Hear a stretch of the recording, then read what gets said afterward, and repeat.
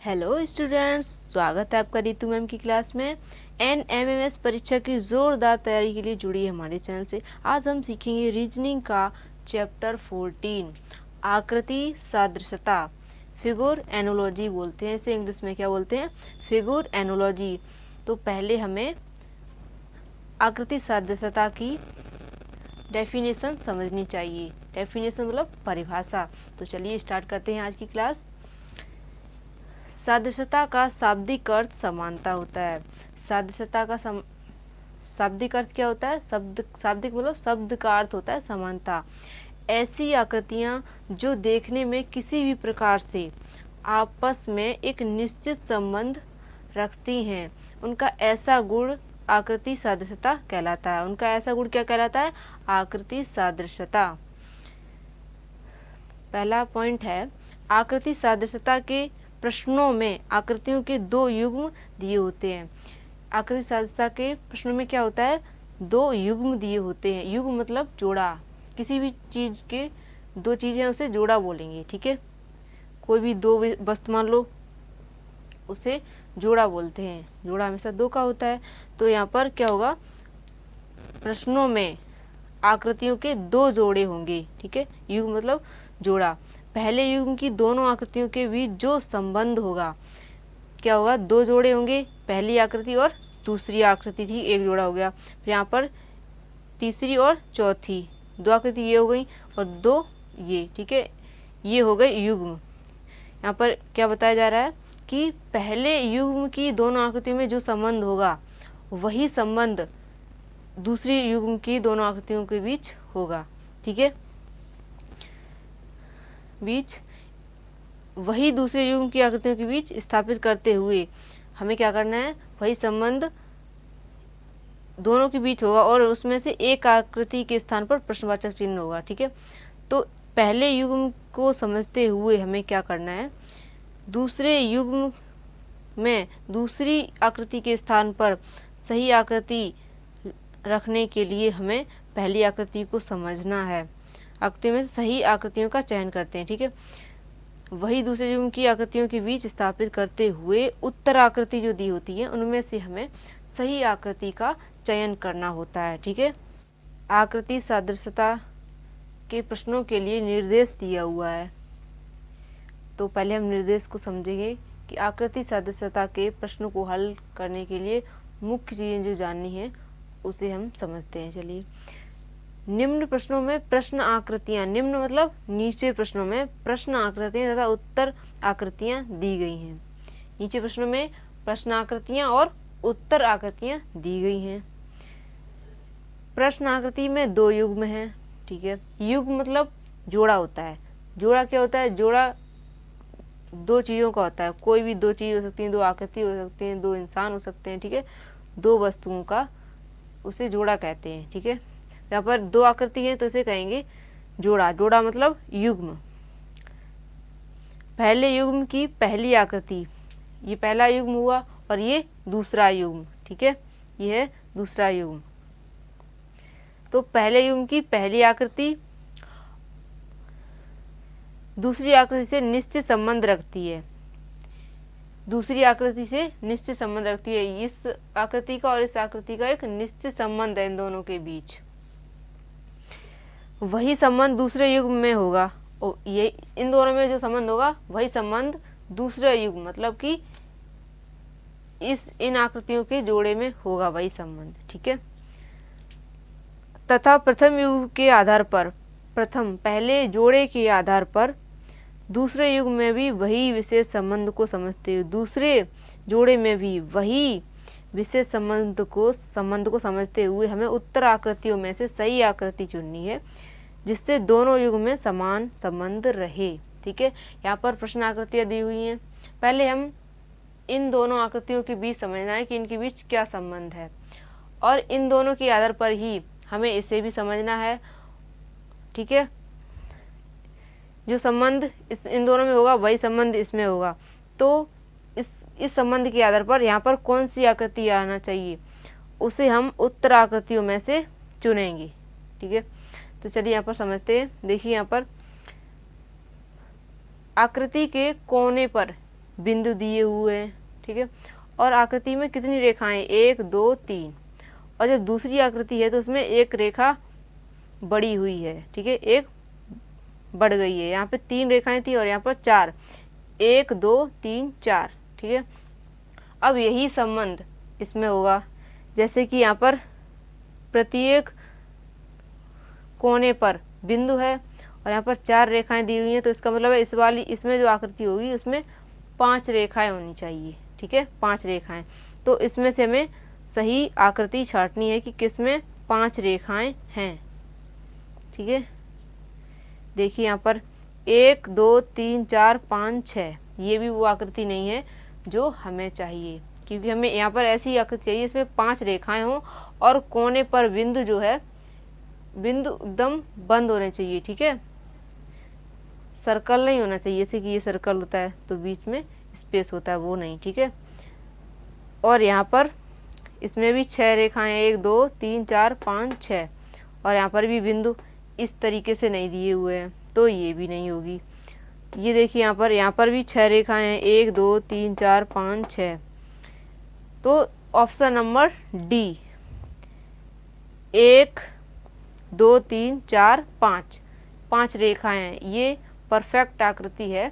यहाँ पर रखेंगे तो इन दोनों का संबंध भी इसके समान होगा। जो युग पहले युग में संबंध होगा वही दूसरे युग में समान संबंध हो जाएगा, ठीक है।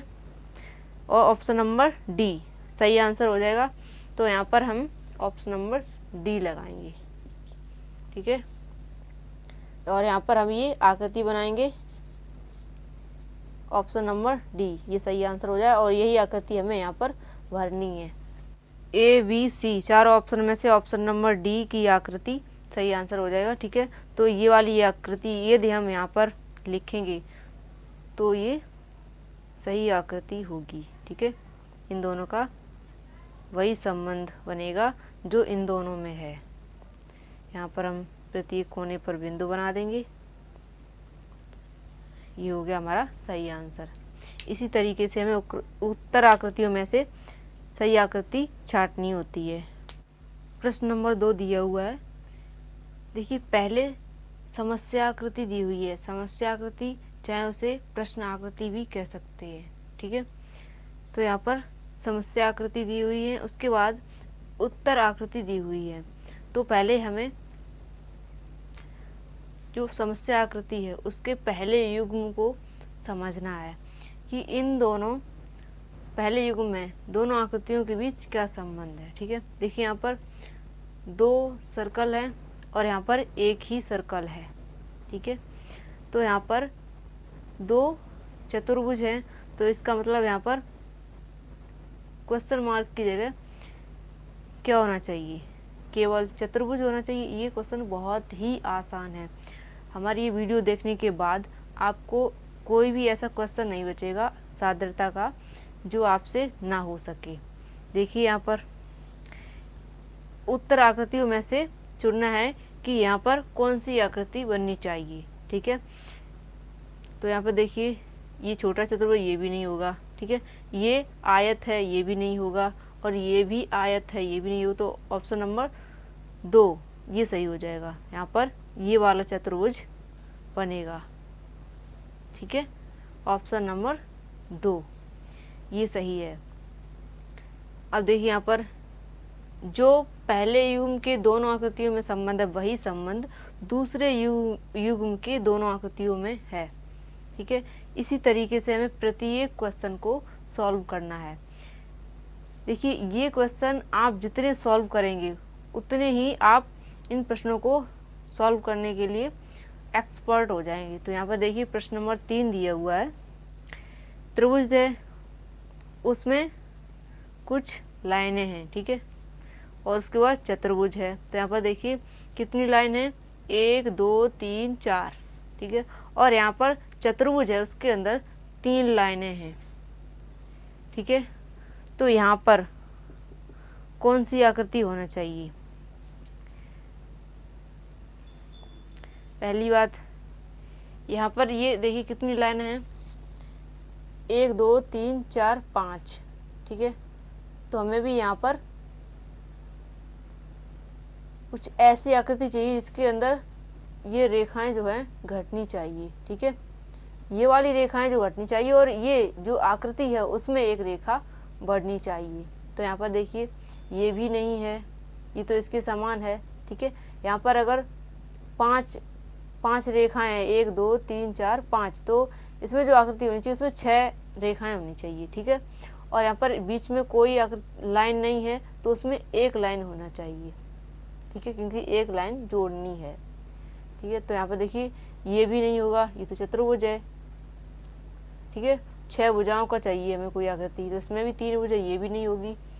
ऑप्शन नंबर ए ये सही आकृति होगी यहाँ लिखने के लिए। देखिए यहाँ पर 1 2 3 4 5 6 रेखाएं हैं इसमें, तो यहाँ पर ये ऑप्शन नंबर ए की आकृति स्थापित होगी, तभी यहाँ पर दोनों आकृतियों का सही संबंध बनेगा। ठीक है,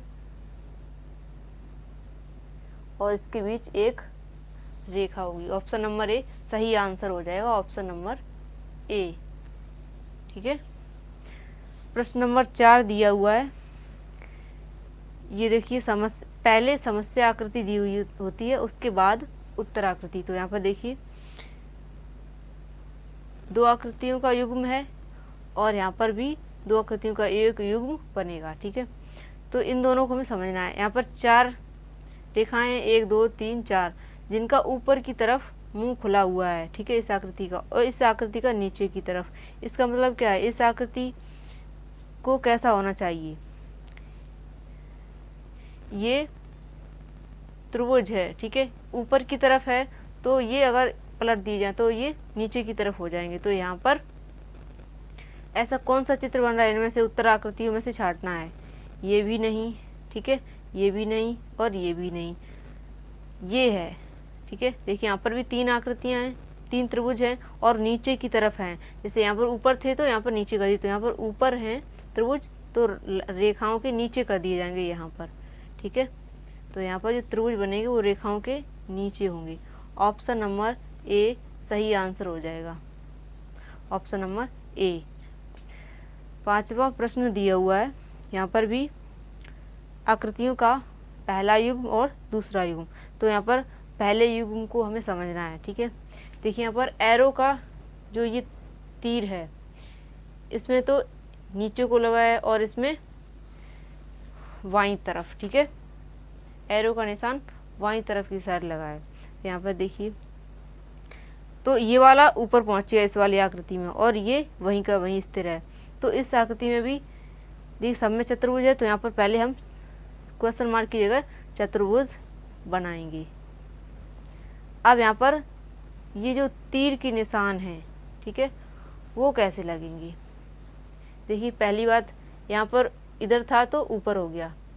ठीक है, मान लो इधर ऊपर होता तो इधर को चोन होती, चोन भी इधर, ये चोन भी इधर बदल गई। ठीक है, तो ये वाला जो है, ये अंदर वाला हमें इधर लगा लेंगे। ठीक है, और इसकी नीचे की तरफ है तो ऊपर को कर देंगे ये। और ये वाला जो है, नीचे वाला जो बाहर वाला एरो है, इसको हम वहीं स्थिर रखेंगे। ठीक है, जैसे कि यहाँ पर स्थिर है वैसा ही वैसा है, सेम इसमें भी और इसमें भी। तो यहाँ पर भी इसे भी हम जैसा का तैसा बना देंगे।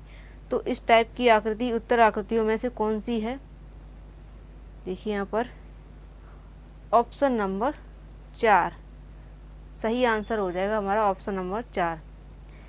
तो इसी तरह से प्रश्न आकृतियों को समझना है, फिर उत्तर आकृतियों में से सही आकृति का चयन करना है और उसी को दूसरे युग्म की दूसरी आकृति स्थापित करना है। नंबर 7 दिया हुआ है, जिसमें आप लोगों को सही आंसर छांटकर बताना है कि इन 4 उत्तर आकृतियों में से कौन सी आकृति यहाँ पर स्थापित की जाएगी। प्रश्न आकृतियों में यहाँ पर प्रश्नवाचक चिन्ह के स्थान पर स्थापित की जाएगी। तो सब लोग कमेंट में बताओ कि इन 4 आकृतियों में से कौन सी आकृति सही होगी जो यहाँ पर स्थापित की जाए। ठीक है, जिससे पहले युग में जो संबंध है वही संबंध इन दोनों में होना चाहिए। ठीक है।